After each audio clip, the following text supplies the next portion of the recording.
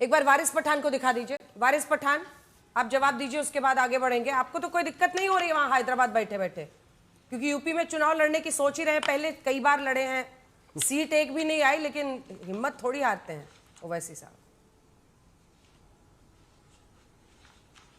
चुनाव हारते, हिम्मत हौसला नहीं हारते। आज हारे कल जीतेंगे, हार के जीतने वाले को बाजीगर कहा जाता है। अंजना जी याद रखना इस बात को।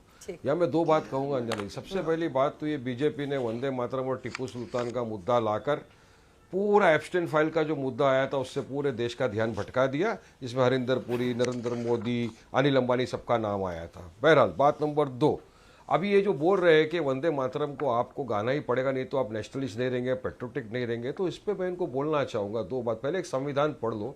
संविधान में गौरव भाटिया तो एडवोकेट भी article 25 right to practice religion की इजाजत देता है।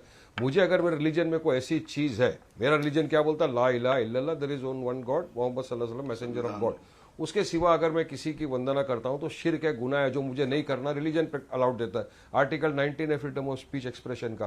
तो मैं क्यों आपके बोलने से, आपको खुश करने के लिए या आपकी दादागिरी में ऐसे अल्फाज का इस्तेमाल करूं? बात साफ है। बात नंबर 2, आप जरा बिजॉय इमैनुअल का जजमेंट भी पढ़ लेंगे तो ज्यादा क्लैरिटी हो जाएगा, जिसमें नेशनल एंथम यानी जन गण मन और नेशनल सॉन्ग वंदे मातरम का कहा है मैंडेटरी नहीं कर सकते। आप किसी को कंपलसरी फोर्स नहीं कर सकते। खुला खुला सुप्रीम कोर्ट का जजमेंट है, संविधान है। बीजेपी आरएसएस कौन होता है मुझे बोलने वाला? तीसरा ये टॉपिक लेकर आ गए टीपू सुल्तान का। मैं उत्तर दे दूं जरा, गलत जानकारी दे रहे दर्शकों को। आप खामोश बैठे थे सबके टाइम पे, मुझे जरा बोलने दो।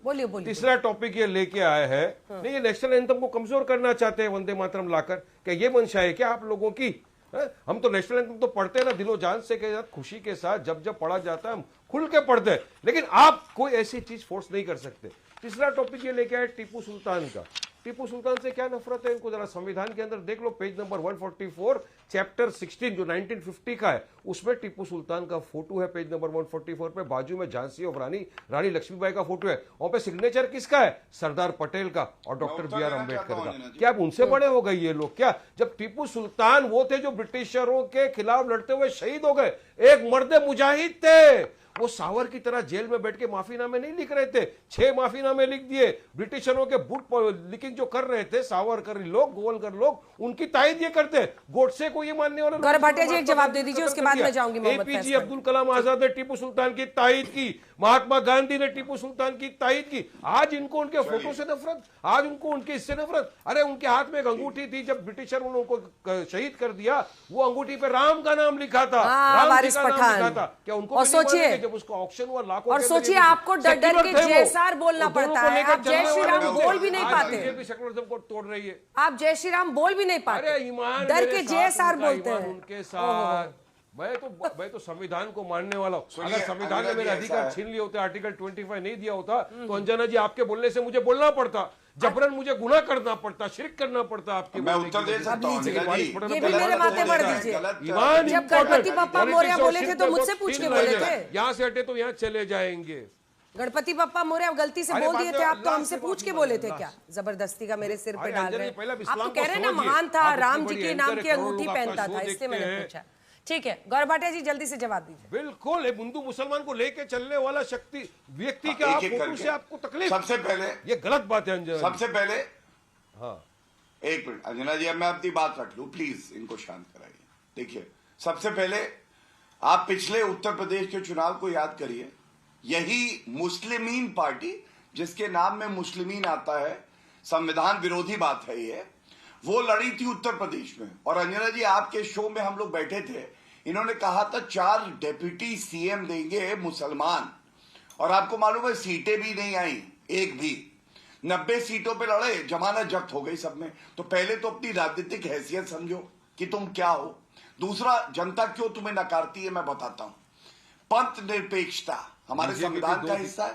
अभी यहां वारिस पठान संविधान की बात कर रहे थे। गणपति बप्पा मौर्य, आपने बिल्कुल सही कहा, बोल के माफी मांगी इन्होंने, क्योंकि ये किसी और के भगवान का नाम नहीं ले सकते, आदर नहीं दे सकते। इनको क्या हक है हिंदुस्तान में भी रहे, क्योंकि यहां तो पंथ निरपेक्षता है। सभी हमें धर्मों के अनुयायियों का पालन करना है, उनको सम्मान देना है। तीसरी बात, आप याद करिए, ये बात कर रहे हैं कि आप संविधान पढ़िए, right to profess your religion, मतलब अपना धर्म का पालन कर सकते हैं। अनुच्छेद 25 में, अनुच्छेद 25 में सबसे पहले क्या लिखा है? Subject to public order, health and morality, मतलब इसके अधीन आएगा। धर्म आप बिल्कुल कर सकते हैं पालन, लेकिन इन तीनों जो बातें मैंने कही है, कोई कानून आएगा तो इसके अधीन करके काम करेंगे। चौथी बात इन्होंने कहा है राष्ट्रगीत। अरे कॉन्स्टिट्यूएंट असेंबली डिबेट पढ़ो, कॉन्स्टिट्यूएंट असेंबली डिबेट जिसमें संविधान हमें मिला अंजना जी, उसमें एक बात स्पष्ट लिखी है, राष्ट्रगान और राष्ट्रगीत बराबर होगा और राष्ट्रगीत को सम्मान देना जरूरी है। बिजॉय इमैनुअल का केस बता रहे हैं, बिजॉय इमैनुअल के केस में सर्वोच्च न्यायालय ने स्पष्ट किया, आपको राष्ट्रगीत राष्ट्रगान के संदर्भ में था, आदर देना पड़ेगा। वो बात इनको नहीं समझ में आती है। और सबसे बड़ी बात है, अब तो सरकार जियो ले रही है, तो आपको अगर गाना अनिवार्य है तो अनिवार्य है। सर्वोच्च न्यायालय ने रोक तो लगाई नहीं है, इसीलिए मैं कह, बीच में मत बोलिए, बीच में मत बोलिए, बीच में मत बोलिए। ये वो मैं बीच में नहीं बोलिए, मैं अपनी बात पूरी करूंगा प्लीज। AIMIM का कानपुर यूनिट है, उन्होंने एक पोस्टर लगवाया एक व्यक्ति का लिख के नाम कि सर तन से जुदा कर देंगे। अब आप मुझे बताइए, जो पोस्टर लगाते हैं इनके जिलाध्यक्ष कि सर तन से जुदा कर देंगे, ये है क्या? खामखा यार रजाकारों की गुलामी करते थे और उत्तर प्रदेश में सोचते हैं कि इनको वोट मिलेगा। ना हिंदू, ना मुसलमान, ना सिख, ना ईसाई, एक वोट इनको नहीं मिलेगा, नोटा से कम वोट आएंगे। अभी सुनिए मेरी बात, सुनील जी और उनके पास जाना है। सुनील जी सुनो, अंजना जी सबसे पहली बात तो ये सुनिए, अंजना जी मेरे पे बहुत बड़े इल्जाम लगाए, मुझे जवाब देने का मौका दो। सबसे पहले तो मुझे बीजेपी RSS गौरव भाटिया से नेशनलिज्म पेट्रियटिज्म लेने सर्टिफिकेट की कोई जरूरत नहीं है। 52 साल तक मेरे तिरंगे का अपमान करने वाला जब को सर्टिफिकेट बांट रहे, कहाँ मर गई थी तुम्हारी नेशनलिज्म? बोला था 10 करोड़ है, 100 करोड़ में भारी है कि नहीं? चलो मर्द हो तो ये बात बोलो, 10 करोड़ है, 100 करोड़ में भारी है, तुमने बोला था नहीं बोला?